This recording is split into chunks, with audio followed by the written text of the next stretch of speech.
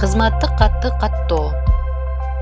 Тизмеден кызматтык кат тибин тандаңыз, андан ички документти түзүү мүмкүнчүлүк ачылат. Документти түзүү үчүн төмөнкүлөр толтуруу зарыл.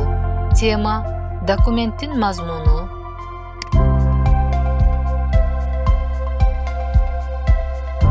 Документтин тилин тандоо. Резолюциялоого. Пайда боло турган тизмеден резолюциянын авторун тандаңыз. Макулдаштыруулар тизмесин түзүңүз.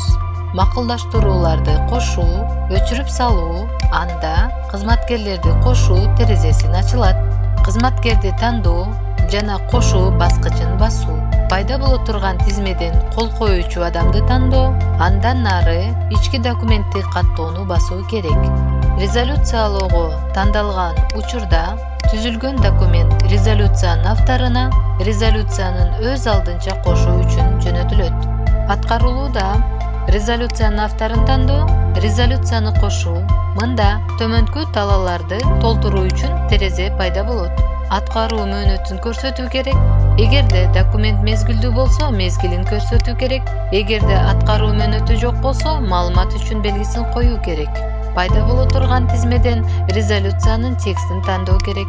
Кошуу баскычы басуу менен документтин аткаруучуларын тандоо керек. Макулдаштыруу тизмесин түзүү керек. Макулдаштыруучуларды кошуу, өчүрүп салуу.